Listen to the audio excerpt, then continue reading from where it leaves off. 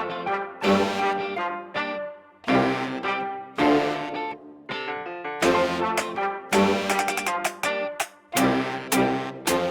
you ever wondered how some things work?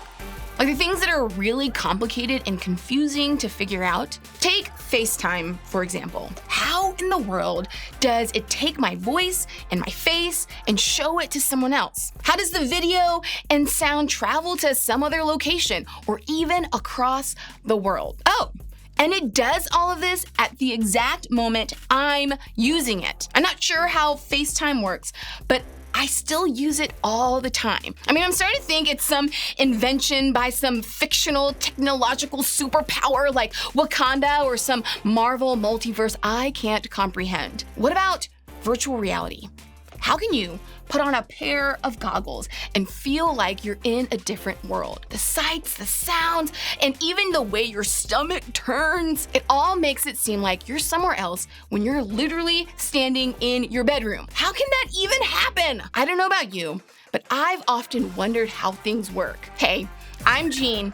And when I just can't make sense of something like FaceTime or a VR headset, I get really, really curious. And when that curiosity can't be satisfied, then I get frustrated. So I am not great at home improvement things, but one time I tried to put up these floating shelves that I saw on Pinterest that someone did in their living room, and I researched all the things. I bought the supplies, I cut the lumber, I bought all the power tools that I needed, looked up YouTube videos to figure out how to put up some floating shelves. And so then I had everything set up, I was ready to go. And when I got my power tool, got the drill bit and the screw to put in the wall, I hit metal. And then I was like, I quit. I can't figure this out anymore. I don't know what to do. And the more I think about it, the more I realize that sometimes I feel this way about God. And maybe you do too. Maybe you've wondered how all of this faith stuff really works.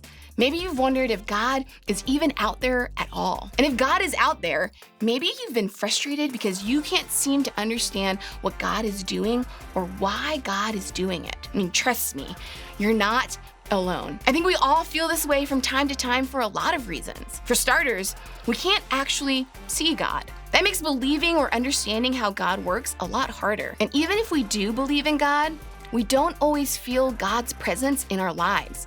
And that can make us question a lot of things. Sometimes when we go through difficult circumstances, it doesn't feel like God is there for us. Or sometimes when we see the way other Christians act, it makes us think there's no way God could be who we think God is if that's the way Christians behave. Maybe you've thought one or even all of these things at some point in your life. I know I have many times. Some of us walked in here today wondering if this God stuff is even worth our attention. We have a hard time trusting or believing because we can't see or understand how God works. And deep down, we question if any of this faith stuff can actually be real. Others of us walked in here believing in God.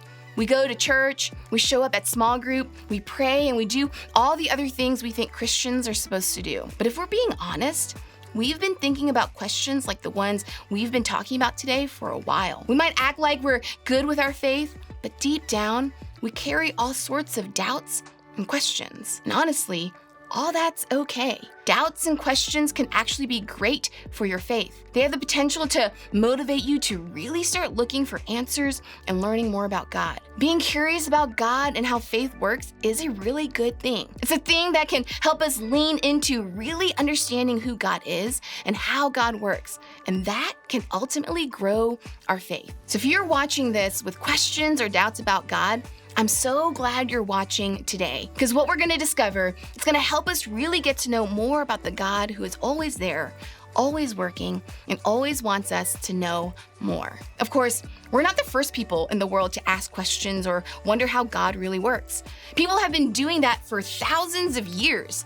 In fact, a guy named Philip asked Jesus a question about God nearly 2,000 years ago. What's interesting is that Philip was one of the closest friends Jesus had on earth. Philip walked with Jesus, talked with him, and paid attention to everything he did. Philip started to understand that there was something special about Jesus after spending some time with him. To Philip, it seemed like Jesus had this really unique understanding of who God is and how God works. Because of that, I think Philip decided to take his questions about God directly to Jesus himself. So one day, Philip asked if he could see God and experience God the way Jesus did. He probably wasn't expecting Jesus' response.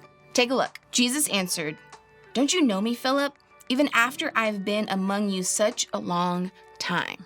I don't know about you, but if I were Philip, I'd be a little confused by Jesus' response. Of course, Philip knew Jesus. He spent a ton of time talking with and learning from Jesus. What did knowing Jesus have to do with knowing what God is like? How was his friendship with Jesus supposed to help Philip understand anything about God? Well, let's look at the next part of what Jesus said to his friend. "Anyone who has seen me has seen the Father." Jesus responded in this way because he wanted Philip to understand that knowing Jesus is the same as knowing God. Basically, Jesus was saying, "Philip, if you want to know what God is like, just look at me." Jesus used this one thing to change everything about the way we all understand who God is. In that moment, Jesus was not only claiming to be God, he was telling Philip that everything he did and said was exactly what God would do and say. In other words, Jesus shows us who God is and how God works because he is God. Think about what this moment would have been like for Philip. He'd been following Jesus and had experienced some incredible moments along the way. He saw Jesus heal a blind man. He saw Jesus show forgiveness and patience to a woman in the middle of a pretty bad situation. He saw Jesus raise a dead guy named Lazarus back to life. He even saw Jesus kneel down to wash his feet the way a servant would have done back in that time. Philip had the opportunity to get to know Jesus. He watched the way Jesus cared for, loved, and healed all sorts of different people. As he got to know Jesus over time, Philip learned to love and trust Jesus. Before their conversation, Philip might have had a hard time understanding God because he couldn't see and feel God. But after Jesus' response to Philip, he understood that there was a way to know so much about who God is and how God works. And that's by getting to know Jesus. Jesus is God. How he lived is how God would live. What Jesus said is what God would say. And if Philip wanted to know what God was really like, all he had to do was look to Jesus. And the same is true for us. Jesus is how you get to know God. Why is knowing God so important? One of Jesus' closest friends, Matthew, recorded a conversation that Jesus had with some really important people that gives us an idea. Let's take a look. "Teacher, which is the greatest commandment in the law?" Jesus replied, "Love the Lord your God with all your heart and with all your soul and with all your mind. This is the first and greatest commandment. And the second is like it. Love your neighbor as yourself. All the law and the prophets hang on these two commandments." Jesus is saying that life is about loving God, loving people, and loving ourselves. That's what's most important.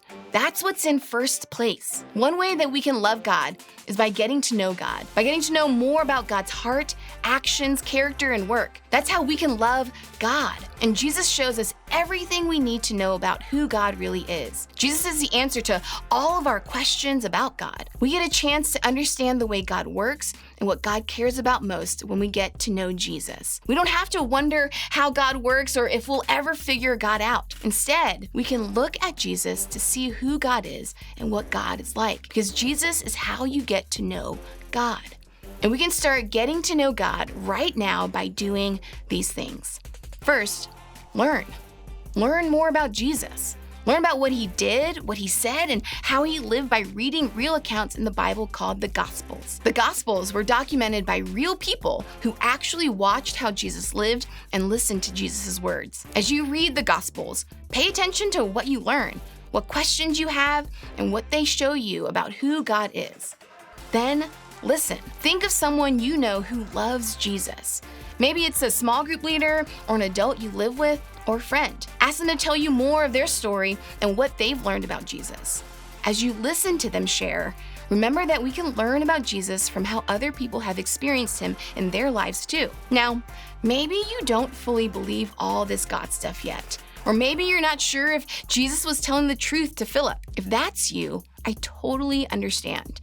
I've had similar doubts and questions along the way too. That's why I want to encourage you to learn and listen this week. Make that a first place priority before you make a decision about faith. My hope is that for all of us, As we get to know Jesus more through learning about him and listening to other stories, we'll get to know God in a way that truly changes our lives and our faith. Because Jesus is how you get to know God.